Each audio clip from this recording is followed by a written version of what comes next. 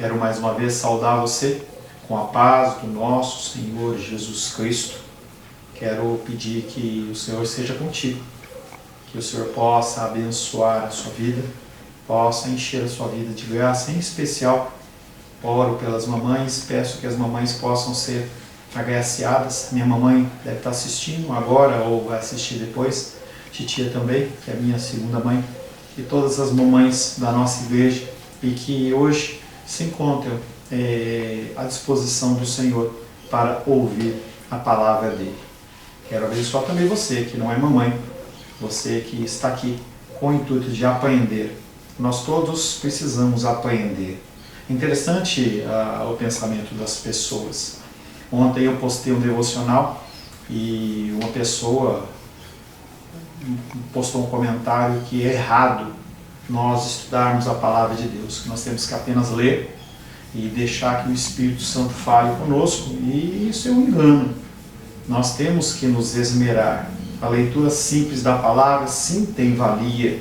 É importante que você a leia de uma maneira contínua, não salpicando os versículos da Bíblia, mas pegar um livro e tentar lê-lo possivelmente no menor tempo possível para você entender. Então, essa perspectiva desta pessoa de que nós não temos que estudar a Bíblia é uma perspectiva errada. Nós temos que sim estudar a palavra. Como nós nos dedicamos a tantas outras coisas, nós temos que nos dedicar mais ao estudo, e é isso que nós estamos fazendo nesta manhã. Nós estamos estudando Gálatas, quero convidar você a abrir Gálatas. Nós vamos fazer uma leitura de Gálatas capítulo 6. Gálatas capítulo 6. Assim diz a palavra de Deus. Irmãos, se alguém for surpreendido em alguma falta, vós que sois espirituais, corrigi-o com espírito de brandura, e guarda-te para que não sejas também tentado. Levai as cargas uns dos outros, e assim cumprireis a lei de Cristo. Porque se alguém julga ser alguma coisa, não sendo nada, a si mesmo se engana, mas prove cada um o seu labor, e então terá motivo de gloriar-se unicamente em si e não em outro, porque cada um levará o seu próprio fardo. Mas aquele que está sendo instruído na palavra, faça participante de todas as coisas boas aquele que o instrui. Não vos enganeis de Deus, não se zomba, pois ainda que o homem semear, pois aquilo que o homem semear, isso também ceifará. Porque o que semeia para a sua própria carne, da carne colherá corrupção. Mas o que semeia para o Espírito, do Espírito colherá a vida eterna. E não nos cansemos de fazer o bem, porque a seu tempo ceifaremos, se não desfalecermos. Por isso, enquanto tivermos oportunidade, façamos o bem a todos, mas principalmente aos da família da fé. Palavra do Senhor. Amém? Glórias a Deus. Semana passada nós estávamos já tratando deste assunto, como é nosso costume, nós fazemos uma breve revisão.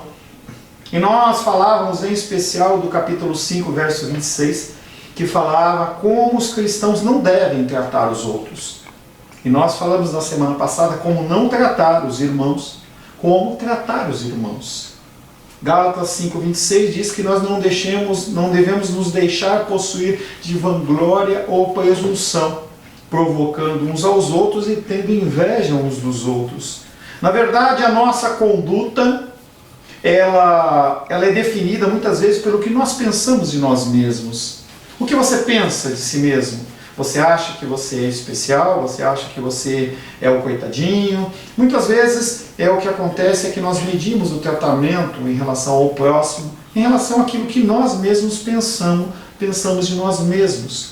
E nós temos que entender que, naturalmente, ou nós achamos que as pessoas elas são menores que nós, ou nós achamos que as pessoas são maiores que nós. Tanto um pensamento como o outro, nós temos que tomar um cuidado muito grande. Quando nós pensamos que os outros são superiores a nós, normalmente nós sentimos inveja.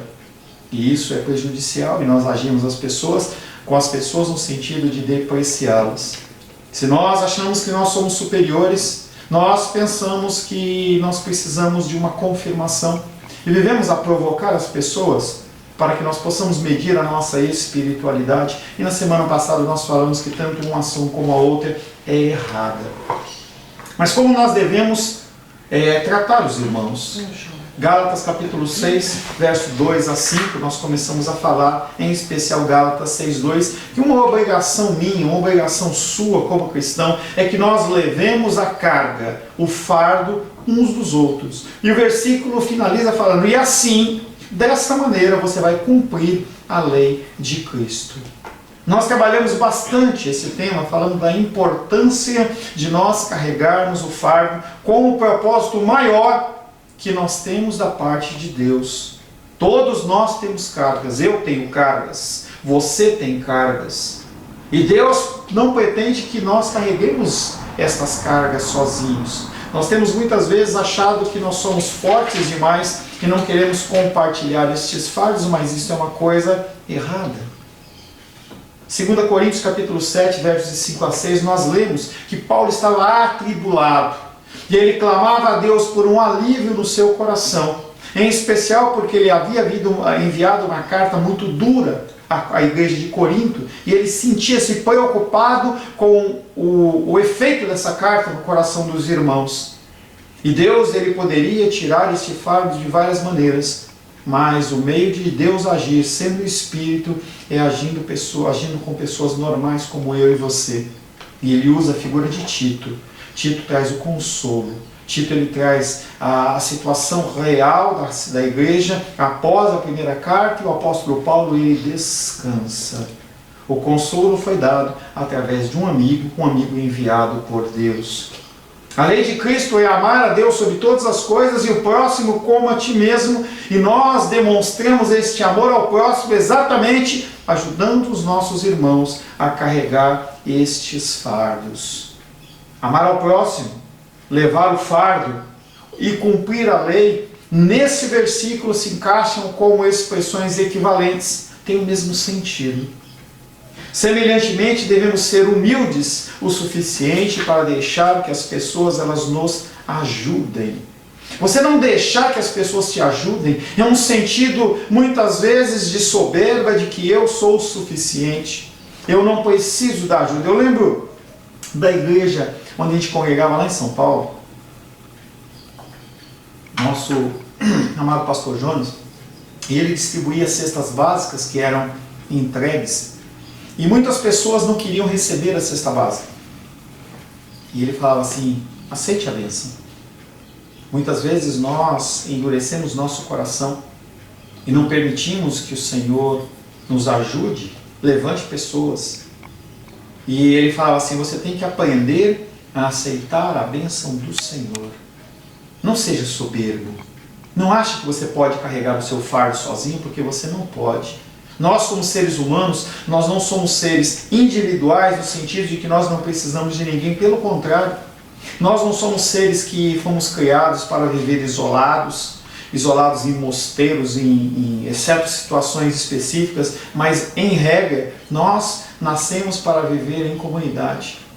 Nós nascemos para vivermos juntos. Essa pandemia, com esse isolamento social, gera algo diferente no nosso coração. Algo que é muitas vezes contrário à nossa natureza de conviver com pessoas.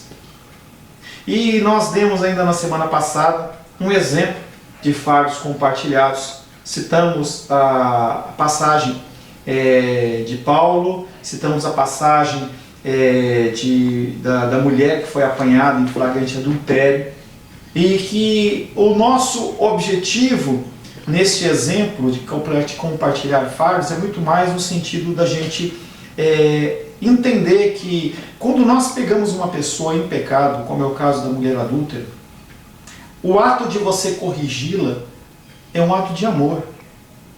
Muitas vezes os pais corrigem os filhos e os filhos não entendem aquela correção como se fosse uma repreensão no sentido de manter as pessoas debaixo do seu controle. E na verdade o objetivo dos pais na sua grande maioria, o objetivo é instruir e corrigir, que é algo bíblico. A palavra de Deus diz que nós não podemos deixar o irmão no engano e no erro. E Jesus, quando recebe aquela mulher adúltera na sua presença, ele olha para ela, a perdoa e fala: vai, não peques mais. Apesar de ter sido uma frase curta e pequena, teve um efeito grande na vida daquela mulher, porque a história das Escrituras diz que aquela mulher caminhou ao lado de Jesus após aquele dia até o fim da sua vida. Uma simples frase de correção.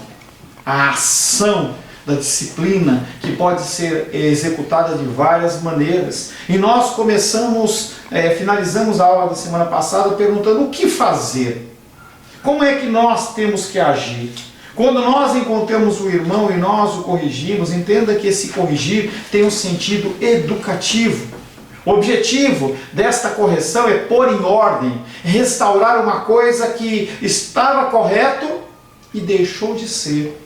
Tem tudo a ver com o nosso planeta Terra. Quando Deus criou este planeta e todo o céu e todo o cosmos, Ele fez algo que era bom. E através do pecado o homem vem contaminando a terra, ao ponto de um versículo dizer que a natureza, ela clama pela manifestação dos filhos de Deus. Ela aguarda a manifestação do Filho de Deus aqui na terra também, e dos filhos que sou eu e você. Que nós possamos não nos dedicar a causas biológicas em que nós vamos gastar todos os nossos recursos, que nós vamos abandonar as nossas famílias para cuidar dos golfinhos. Não, as coisas elas são muito mais simples que isso. Há pessoas sim que vão para esse campo e nós não temos que entrar em julgamento, mas muito mais importante que isso é você fazer o teu cuidado no dia a dia. E o Senhor aguarda o dia do retorno de Jesus Cristo para que tudo que foi bagunçado, ele volte à correção. Se apanharmos alguém fazendo uma coisa errada, não devemos nos permanecer inertes no sentido: eu não vou arranjar confusão, não é para mim. É para você. Tem um ditado popular que diz que em briga de marido e mulher não se põe a colher. Isso é errado. Nós temos observado, essas notícias elas têm sumido em meio às notícias da pandemia, mas continua-se o feminicídio, continua essas agressões dentro dos lares, seja através dos homens com as esposas, homens com os filhos. A violência maior a violência mais forte é da parte do homem. Apesar de pesquisas dizerem que as mulheres elas batem muito mais, a agressão masculina é muito mais violenta. E eu não posso me calar. Isso tem aparecido nas propagandas. Não que se cale, denuncie. E no sentido bíblico nós temos que olhar para essas situações e tentar trazê-las à normalidade. Quem deve fazer no caso desta correção espiritual? A palavra de Deus diz que as pessoas que são espirituais, o versículo fala: vós que sois espirituais. Quem são os espirituais? Senão aqueles que foram resgatados pelo sangue do Cordeiro. Você é espiritual. Talvez não na medida que Deus queira, na medida que você anseia, mas você é um ser espiritual e você tem esta obrigação de corrigir as pessoas. O ministério de amor, ele é manifesto através da restauração das pessoas. Nós estamos aqui não apenas para pregar o Evangelho verbalmente, mas nós estamos aqui para trazer essas ovelhas que estão desgarradas para dentro do aprisco do Senhor. E nós fazemos isso através do ensino. Por isso que você precisa ler, você precisa estudar, você precisa entender, para que chegue no momento certo, você saiba o que você tem que falar. E começando a aula de hoje, foi só uma breve introdução. Nós falamos o que fazer, quem deve fazer, e aí o questionamento é como se deve fazer. Vós que sois espirituais, corrigi-o com espírito de ira. Não. Agressividade. Não. Seu burro. Não. Comentava com você que aquele irmão, aquela pessoa, estava comentando em cima do meu devocional, e ele fez esse primeiro comentário, e na segunda comentário ele falou assim: olha, todos que estudam, eles são pessoas que querem aparecer. E aí uma moça de uma igreja, aparentemente uma pastora, ela falou: que ignorância! Será que ignorância, chamar a pessoa de ignorante, é tratar com brandura? Vós que sois espirituais, corrigiu com espírito de brandura. E eu coloquei embaixo, irmã, vamos orar pelo irmão. E aí que ela ficou brava. Vós que sois espirituais, corrigiu com espírito de brandura, e guarda-te para que não sejas tentado no quê? Na mesma coisa. As coisas que aparecem na nossa frente, muitas vezes, nos atraem. A mesma palavra grega para brandura aparece em Gálatas 5:23 como parte do fruto do Espírito chamado de mansidão. Essa brandura é a mansidão do fruto do Espírito, em que você olha para as pessoas não de uma maneira agressiva, não de uma maneira soberba. Lembra que você trata as pessoas conforme o que você vê de si mesmo? Não olhe para si mesmo como uma pessoa perfeita, como uma pessoa certa, correta, porque você não é. Se o Espírito do Senhor se afastar de você, você vai fazer aberrações, então você não é. Por isso que o fruto do Espírito, uma parte do fruto do Espírito chama-se mansidão. E o apóstolo Paulo volta falando sobre esta mansidão com outro termo, falando brandura. Nós temos que olhar para as pessoas com calma. A mansidão é uma característica da verdadeira espiritualidade. Um dos motivos porque apenas os cristãos espirituais devem se envolver no ministério de restauração é porque eles são mansos.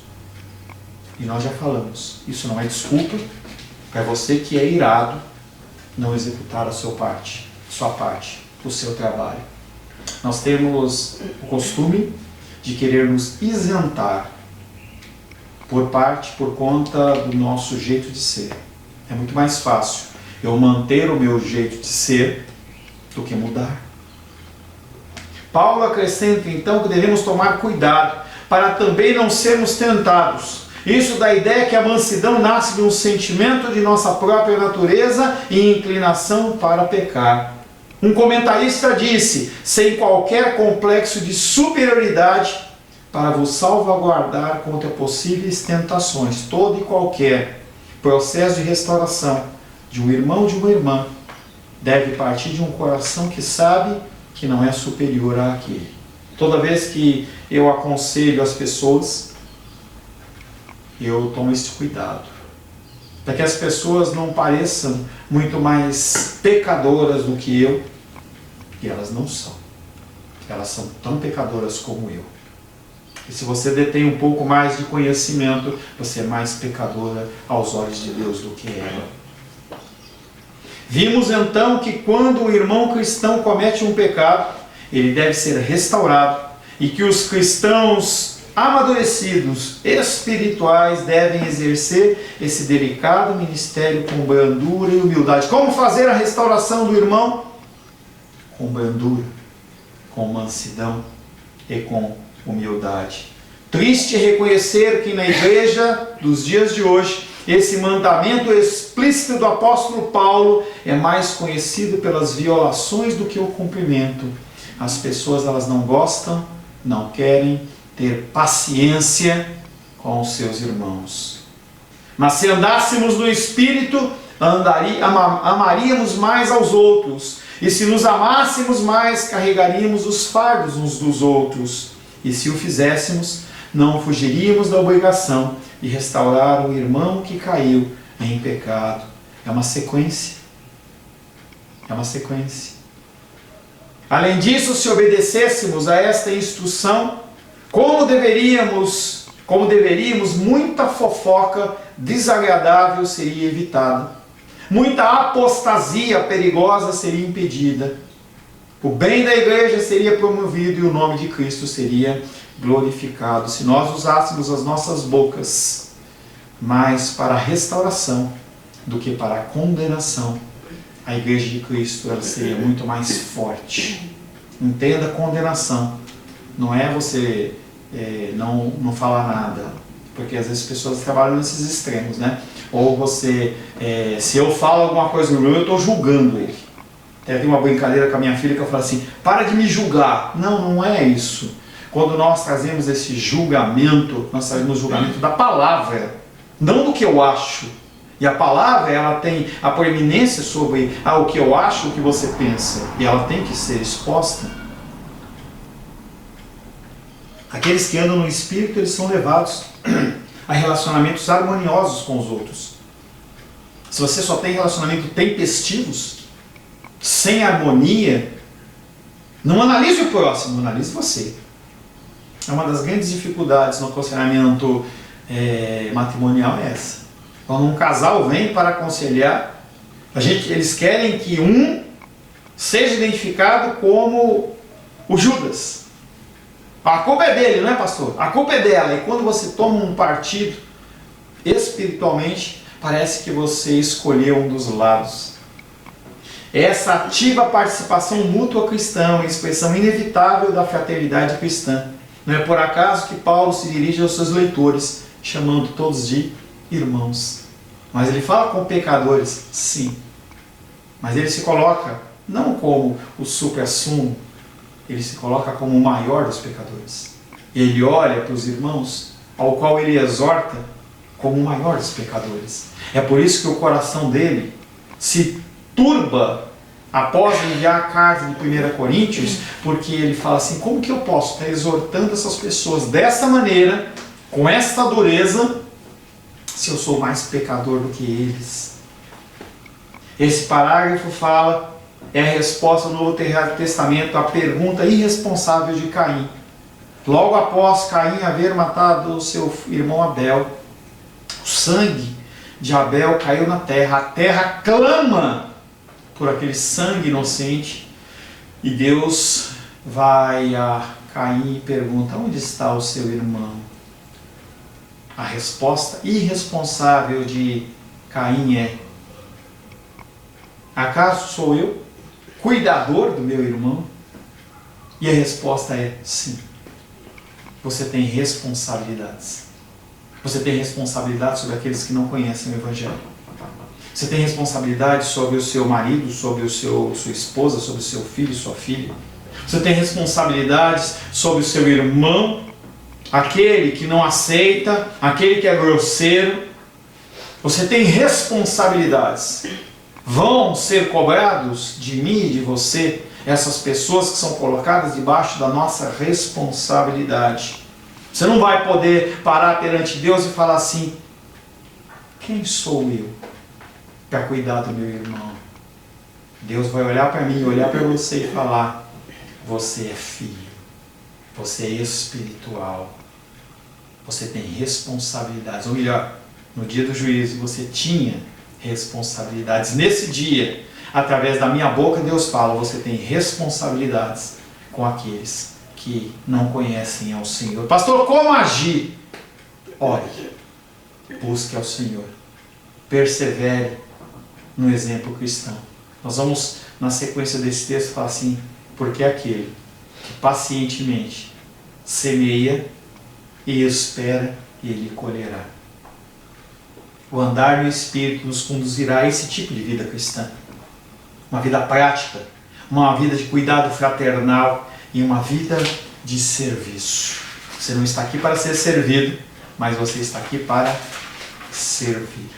Dando continuidade ao nosso texto, Gálatas capítulo 6, versos de 6 a 10, nós já lemos, não vou ler novamente.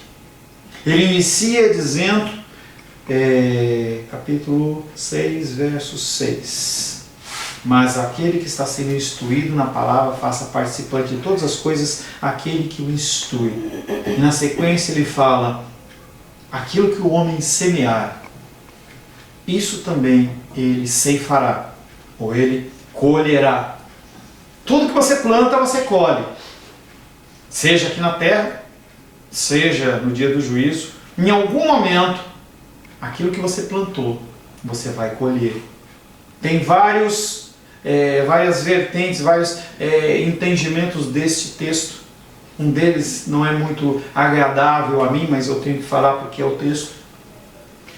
Aquilo que o homem semear, isso também ceifará. Este é um princípio de ordem, não é uma solicitação. Não é uma instrução que você faz se você quiser.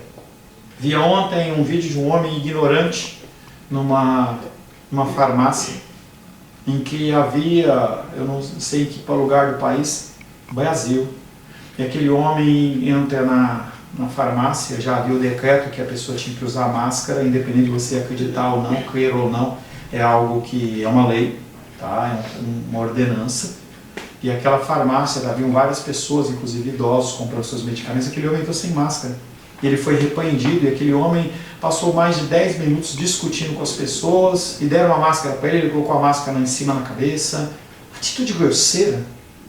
Atitude grosseira, levou ali a um clima ruim. É um princípio de ordem. Uma ordenança, você não obedece ela se você quiser. Dentro do princípio militar, a menos que seja uma ordem contra a ordem maior, que é a Constituição ou o regulamento lá do regimento da guerra, sei lá, você não é obrigado a obedecer, mas fora isso você é obrigado. Nós temos essas ordenanças no nosso lar, nós temos essa ordenança nas nossas igrejas, nas nossas famílias, nos nossos trabalhos. O nosso mundo é formado de regras. E este é um princípio. Aquilo que o homem semeia, ele colhe. Se você se alimenta bem, quando você tiver uma idade mais avançada, você vai colher uma velhice, provavelmente, uma velhice mais estável. Se você é uma pessoa que fuma desvairadamente, você vai colher também, talvez um câncer ou uma doença pulmonar. Se você nessa pandemia, você não está fazendo nenhum exercício físico, abandonou tudo, você vai ficar flácido com uma série de dificuldades físicas. E este é um princípio de ordem e coerência, que se acha inscrito em toda a vida, material ou moral. A agricultura, por exemplo, depois do dilúvio, Deus prometeu a Noé que enquanto houvesse terra, haveria sementeira e ceifa. Isto é, semeadura e colheita não teriam fim. Está lá em Gênesis 8, 22. O Senhor fala que, olha, a partir de hoje, tudo que essa terra ela vai dar. Você planta e você vai colher. Se um lavrador, se um agricultor, ele deseja ter uma colheita, primeiro ele deve semear a semente no seu campo. É lógico que tem toda uma preparação da terra. Mas se ele não semear, se ele não plantar a semente, uma coisa é certa, não vai haver colheita. Pastor, é óbvio, mas nós não aplicamos isso na nossa vida. Nós queremos, quando lemos os textos das Escrituras, a espiritualidade de Paulo, mas nós não nos dedicamos à leitura e ao ensino das Escrituras, ao estudo das Escrituras. Nós queremos ter comunhão com Deus, mas nós não oramos. Como que você quer ter um relacionamento com Deus como uma colheita se você não semeia? Isso acontece com a natureza, tanto em relação à qualidade, como em relação também à quantidade. Se você semear cevada, você vai colher cevada. Se você semear trigo, você colherá trigo. Semelhantemente, há boas sementes e más sementes. Uma boa semente produz uma boa colheita. Se a semente ela for ruim, ela vai produzir uma colheita ruim. Quando você vê na pecuária, se escolhem os animais que vão se cruzar, não é qualquer um. Eles escolhem aqueles com características melhores, fazem uma série de testes para que, havendo o cruzamento do macho e da fêmea, seja gerada uma prole, uma descendência dos animais sadia, como o dos pais e das mães. Nós temos que pensar nisso como algo referencial para mim e para você. Além disso, se ele semeia com abundância, primeira característica, se você semeia, você colhe. Segunda característica, se você semeia com uma semente boa, você colhe bem. Com a semente ruim, colhe mal. Agora, uma terceira característica, se você semeia muito, você colhe muito.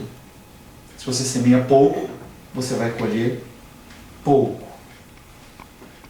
Se semeia com abundância, pode-se esperar uma colheita abundante.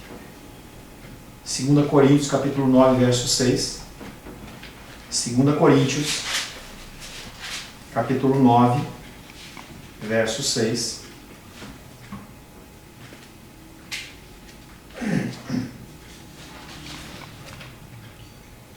Apóstolo Paulo, na segunda carta aos Coríntios, capítulo 9, verso 6, disse: E isto afirmo, aquele que semeia pouco, pouco também ceifará.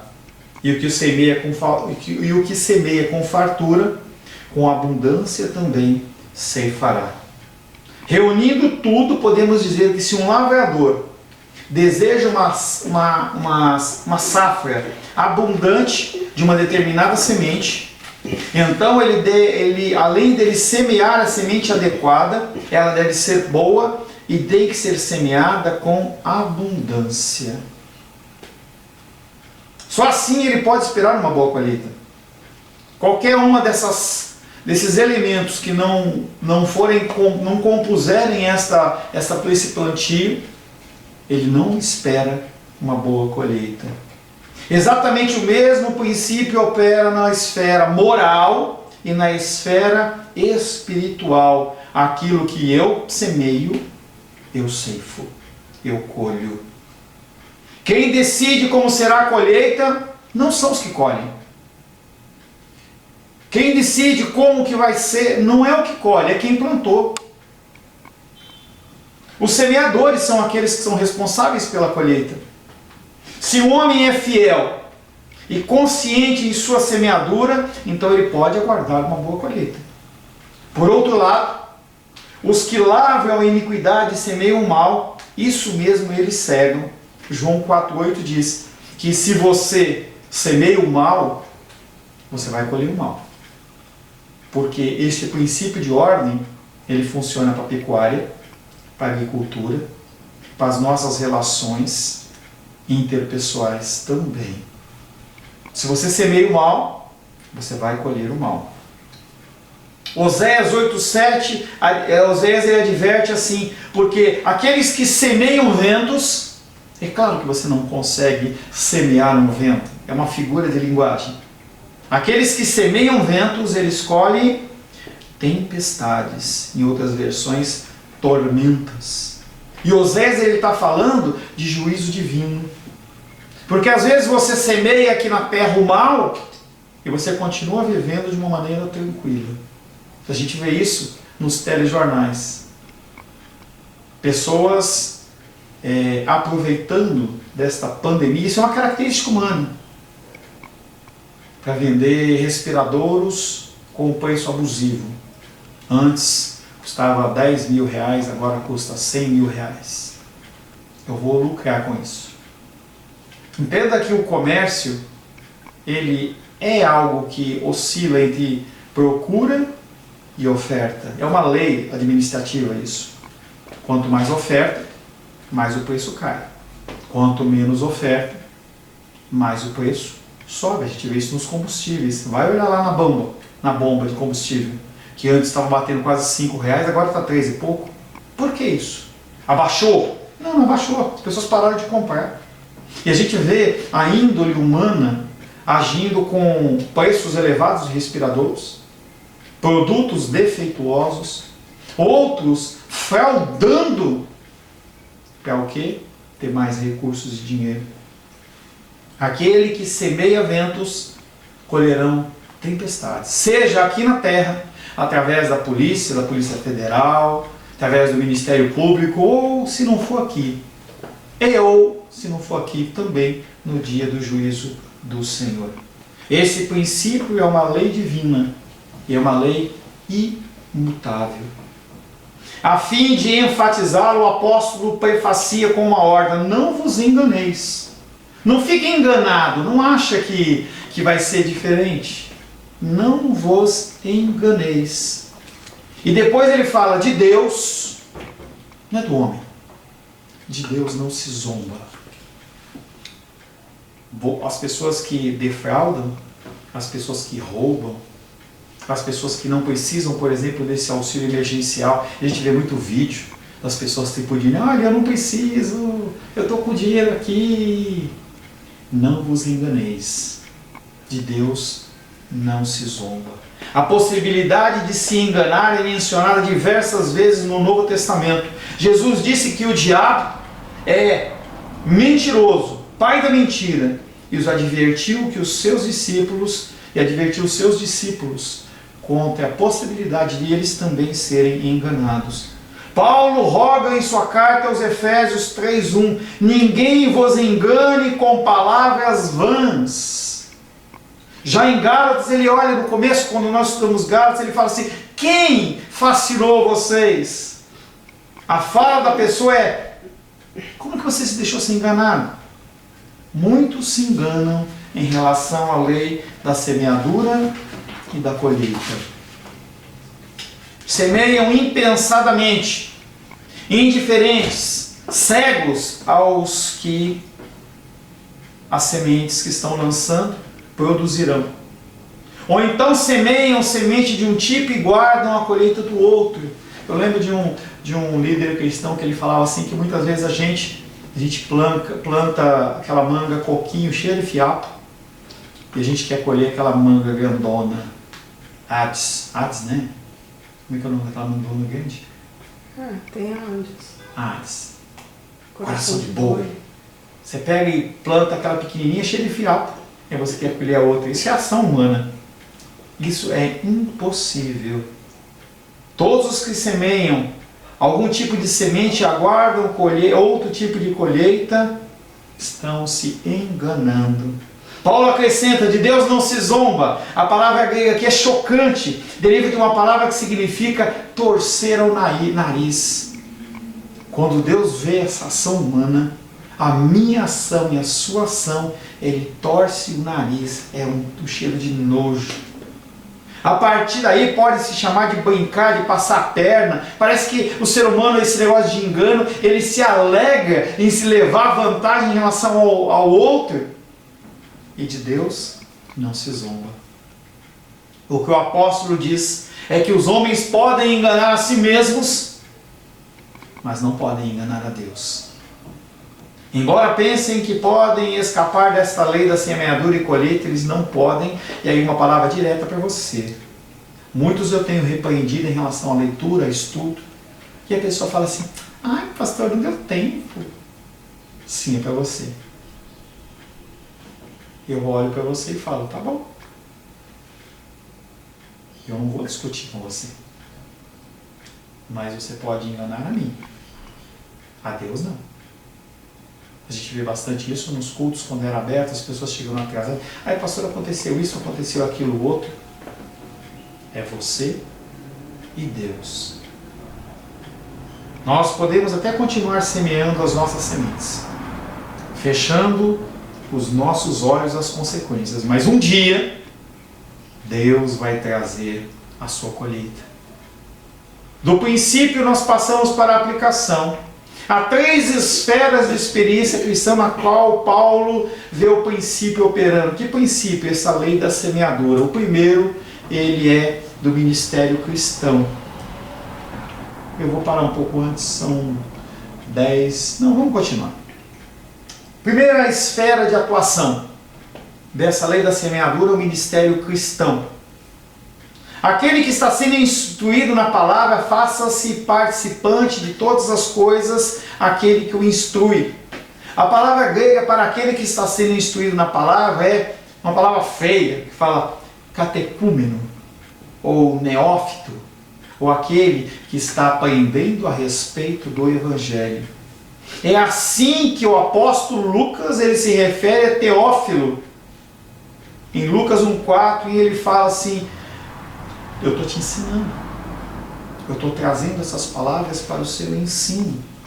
Quer a instrução seja dada em particular, como nós temos o nosso discipulado, ou numa aula aberta, como é o que nós estamos fazendo aqui hoje, na qual os convertidos são preparados para o crescimento espiritual, ou mesmo para o batismo, ou toda a congregação, pelo seu pastor, o princípio é o mesmo.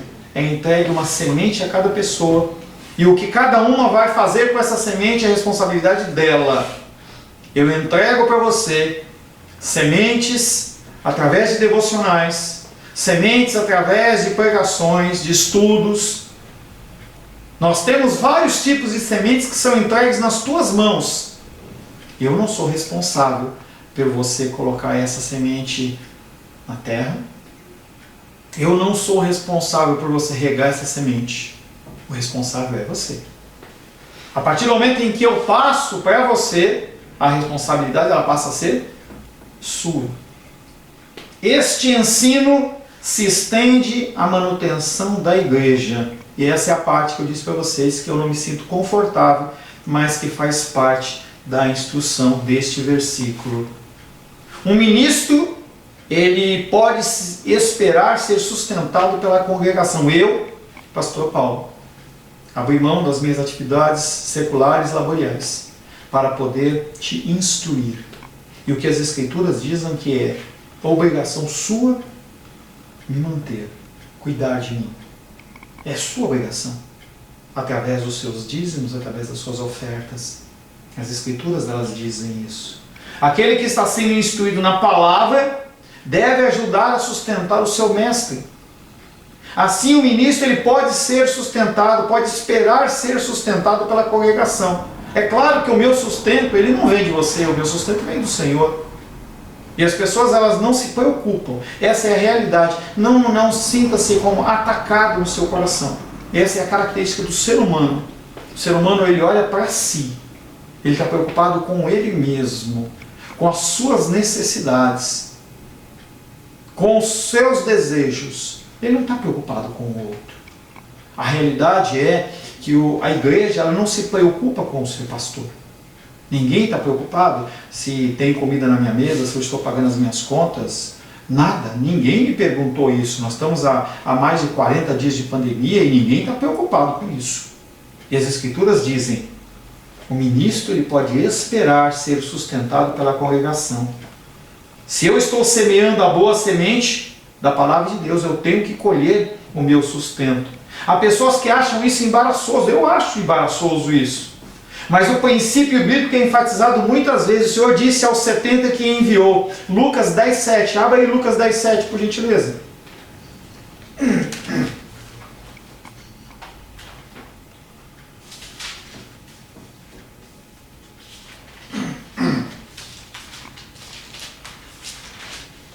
Lucas 10:7. O Senhor havia enviado 70 pessoas para pregar o Evangelho. E ele fala assim, Lucas 10:7, permanecei na mesma casa, comendo e bebendo do que eles tiverem. Não seja uma pessoa que fique escolhendo, porque digno é o trabalhador, o seu salário. Ele está falando sobre aquelas pessoas que haviam abandonado o seu labor, pescadores, cobradores de impostos, pessoas que trabalhavam com agricultura e com pecuária, e a partir daquele momento se dedicavam ao ensino das Escrituras. E Paulo aplica explicitamente a metáfora da semeadura e da colheita para ensinar a mesma verdade. 1 Coríntios 9:11, se nós vos semeamos as coisas espirituais, será muito recolhermos de vós bens materiais. E isso tem que ser falado com muito cuidado e muito zelo, porque a gente vê todo tipo de aberração na internet. A novidade que está na internet é um grande líder religioso que colocou escrito numa semente lá de feijão, sei lá o que é aquilo lá, acho que é feijão, é a bênção de Deus, não sei o que lá, e ele está cobrando das pessoas que querem ser curadas das enfermidades, inclusive coronavírus, R$1.000. E se você pedir, ele envia a partir do pagamento, porque você tem que pagar. Cuidado! Não use versículos fora do contexto. O apóstolo Paulo fala, se nós ensinamos uma boa semente, o que aquele homem ensina não é boa semente, ele não merece isso. Se nós semeamos uma boa semente, será que é errado nós colhermos o nosso sustento? 1 Coríntios 9:11. Se o princípio for devidamente aplicado, ele mantém por si só. Apesar disso, nós temos que considerar seus dois possíveis abusos, há abusos que são praticados tanto por parte dos ministros, eu já falei um pouco nesse negócio, vou falar um pouco mais sobre esse abuso, algo para você identificar aonde você estiver, se realmente está tendo abuso, é uma forma de você identificar e você julgar. E também tem o abuso da congregação, em que ela acha que a partir do dízimo e da oferta elas podem controlar a pregação segundo os seus corações. Queridos, vamos dar um pequeno intervalo de 15 minutos, são exatamente 10h30, 10h45 nós vamos estar retornando para o nosso estudo. Agradeço você que esteve comigo até agora, te espero daqui a 15 minutos em nome de Jesus. Deus o abençoe. Tem mensagem aqui, eu não abri porque Parei, Luiz. é o seu privado, não abre o livro.